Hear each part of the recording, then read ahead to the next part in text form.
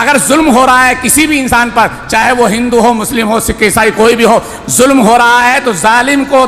ہٹانا ہے، ہم نے مظلوم کا ساتھ دینا ہے، ظلم کو مٹانا ہے، ظالم کے خلاف کھڑا ہونا ہے، مظلوم کی حمایت میں کھڑا ہونا ہے۔ ہمارے نوجوان بیدار ہوں گے تو یہ نفرت کی جو فضا ہے، ظلم و زیادتی کی جو فضا ہے، تشدد کی جو فضا ہے، یہ ختم ہو جائے گی۔ ان کی یہ فکر پورے ملک کے لیے، تمام مسلمانوں کے لیے ہے۔ اس فکر میں ہم بھی شریک ہو جائیں کہ انگلی کٹا کر شہیدوں میں ہمارا بھی نام ہو جائے۔ السلام علیکم ورحمۃ اللہ وبرکاتہ۔ نحمدہ ونصلی علی رسولہ الکریم، اما بعد،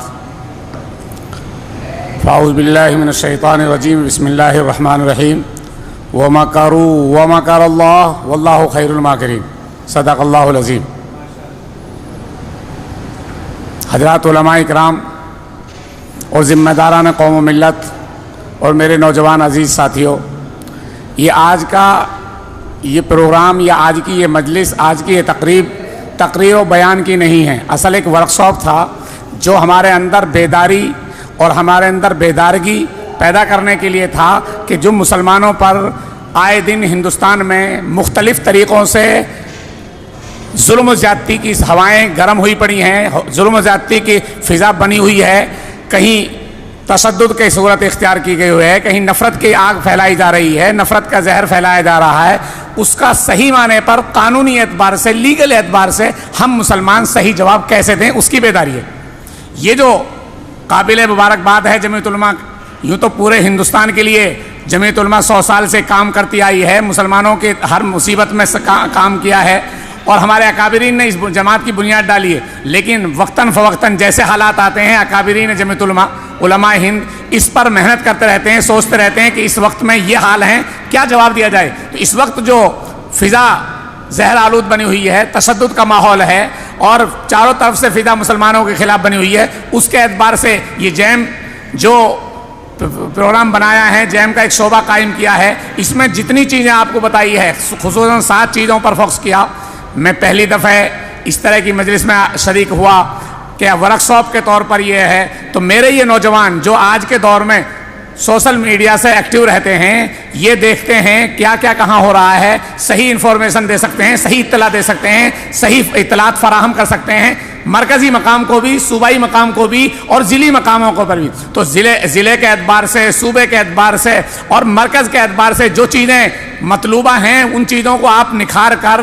جمع کر سکتے ہیں۔ یہ اس لیے ورکشاپ تھا، کوئی کسی کی تقریر و بیان نہیں۔ میں اس کی اس طرح بھی تائید کرنا چاہتا ہوں کہ آج کے دور میں جو کام جمعیت علماء مسلمانوں کی فلاح و بہبودی کے لیے کر رہی ہے، شاید کوئی تنظیم ظاہر میں ہماری نظر میں اب تک نہیں ہے، اور اس کا فائدہ یہ ہے کہ جو ہم کر رہے ہیں قانونی اعتبار سے ہو، سماجی اعتبار سے ہو، معاشرتی نظام کے اعتبار سے ہو، جو جمعیت کی ہدایات ہیں، ان ہدایات کو سامنے رکھ کر ہم نے سماج کو بھی سدھارنا ہے، سماج میں انسانیت کو قائم رکھنا ہے، انصاف کو قائم کرنا ہے۔ انصاف کے قائم کرنے کے لیے ہمیں قانونی مدد چاہیے، قانون کا سہارا چاہیے، غیر قانونی کام نہ ہو۔ اگر ظلم ہو رہا ہے کسی بھی انسان پر، چاہے وہ ہندو ہو، مسلم ہو، سکھ عیسائی کوئی بھی ہو، ظلم ہو رہا ہے تو ظالم کو ہٹانا ہے، ہم نے مظلوم کا ساتھ دینا ہے، ظلم کو مٹانا ہے، ظالم کے خلاف کھڑا ہونا ہے، مظلوم کی حمایت میں کھڑا ہونا ہے۔ اس میں لمبی تقریر کی بات نہیں ہے، جو ہمارے مہمان خصوصی نے عبد المومن صاحب نے آپ کو بتائی، یا ابتداءً جنرل سیکریٹری صاحب نے آپ کو کچھ ہدایت دی، اور آگے کی جو ہدایت ہیں، جو آپ کو یہ ٹول کٹ دی ہے، اس کے اعتبار سے آپ سوچو سمجھو، پھر آپ اپنی معلومات جمع کرو اور مرکزی